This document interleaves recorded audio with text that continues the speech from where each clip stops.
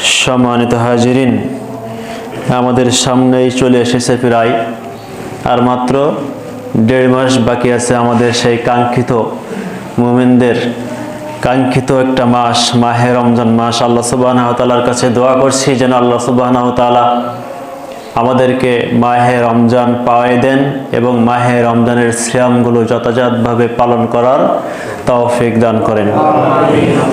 সম্মানিত উপস্থিতি, আজকেরও আমাদের খুতবার আলোচনার বিষয় হচ্ছে হারাম ও কবিরা গুনাহের কিছু টপিক, যে সকল বিষয়বস্তুগুলোকে মুসলিম নামধারীরাও হারাম বিষয়গুলোকে তুচ্ছ তাচ্ছিল্য মনে করে, অথচ সেই হারাম বিষয়গুলো যদি কেউ তুচ্ছ মনে করে পালন না করে ইচ্ছাকৃতভাবেও ছেড়ে দেয়, অনেক সময় কুফরি পর্যায়ে পৌঁছে যায়, আবার অনেক সময় কবিরা গুনাহের অন্তর্ভুক্ত হয়ে যায়।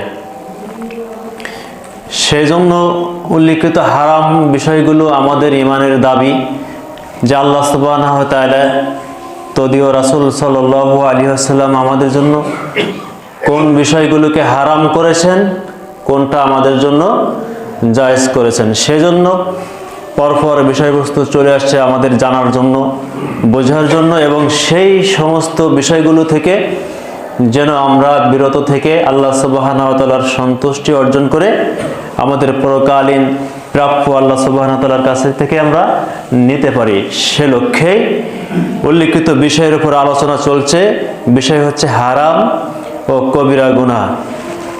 সম্মানিত উপস্থিতি, হারাম এবং কবিরা গুনাহের সময়ের মধ্যে আপনারা দেখবেন আজকে যে বিষয়টা নিয়ে প্রথমে এসেছে সেটা হচ্ছে মানুষের এখন তো শহরের উপর জমির সীমানা পিলার মানে এমনভাবে পুঁতে দিয়েছে সেটা আর নড়ানোর সুযোগ নাই। কিন্তু যেখানে জমি ধান চাষ করা হয়,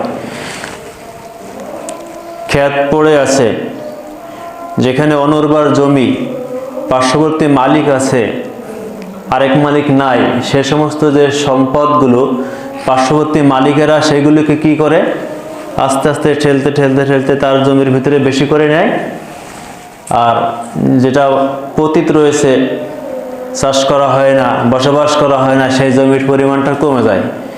এক সময় যার জমি কমে গেছে সে দৌড়দৌড়ি আমিন নিয়ে চলে আসে, কিন্তু যে ভাগ বেশি খাচ্ছে সে আর আমিনের কথা বলে না, টাকাও দেয় না, অথচ সে জমির সীমানা, জমির আইল ঠেলে সে তার সম্পদের পরিধি বৃদ্ধি করে নিয়েছে। তো এই যে জমির সীমানাকে নিজেদের আয়ত্তে নিয়ে আসা, নিজের জমিকে বৃদ্ধি করা আর ঠেলে দেওয়া সীমানা, যদি কেউ জমির সীমানা ঠেলে দেয়, কিছু অংশ নিজের অধিকারভুক্ত করে নেয়, সেটা হচ্ছে বড় গুনাহের অন্তর্ভুক্ত একটা গুনাহ, কবিরা গুনাহের অন্তর্ভুক্ত একটা গুনাহ।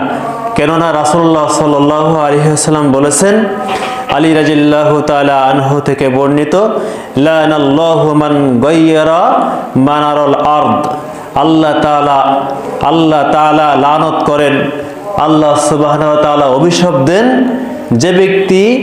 সেই ব্যক্তিকে যে অন্যের জমিনে সীমানা পরিবর্তন করে দেয়, অন্যের জমিনের সীমানা ঠেলে দেয়, নিজের জমিনকে বৃদ্ধি করে নেয়, ওই ব্যক্তির উপর আল্লাহ সুবহানাহু ওয়া তাআলা লানত দেন, অভিশাপ দেন। মুহতারাম উপস্থিতি, এই টপিকের উপর 2 নম্বর হাদিস, যেটা আব্দুল্লাহ বিন উমর রাদিয়াল্লাহু তাআলা আনহু হতে বর্ণিত, তিনি বলেন রাসূলুল্লাহ সাল্লাল্লাহু আলাইহি ওয়াসাল্লাম বলেছেন, মান আখাযা শাইআন মিনাল আরদি বিগয়রি হাক্কিহি খুসিফা বিহি ইয়াউমাল কিয়ামাতি ইলা সাবি আরদিনা। কথাটি ছোট হলেও এর অর্থগুলো অনেক ভয়াবহ একটা জিনিস। সেটা হচ্ছে রাসূলুল্লাহ সাল্লাল্লাহু আলাইহি ওয়াসাল্লাম বলছেন, যে ব্যক্তি অন্য কারোর জমিনের কিছু অংশ অবৈধভাবে ভক্ষণ করে, হরণ করে নেয়, কিয়ামতের দিন আল্লাহ সুবহানাহু ওয়া তাআলা 7 তবক আসমান জমিন ওই ব্যক্তির উপর কি করবেন? চাপিয়ে দিবেন। 7 তবক আসমান জমিনের নিচে তাকে ধসিয়ে দেবেন আল্লাহ সুবহানাহু ওয়া তাআলা।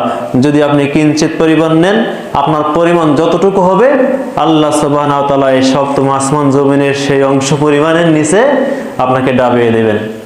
তাহলে জমিনের সীমানা, জমিনের পিলার, এটা অন্যজনের মাঝে ঠেলে দেওয়া, এটা হচ্ছে হারাম।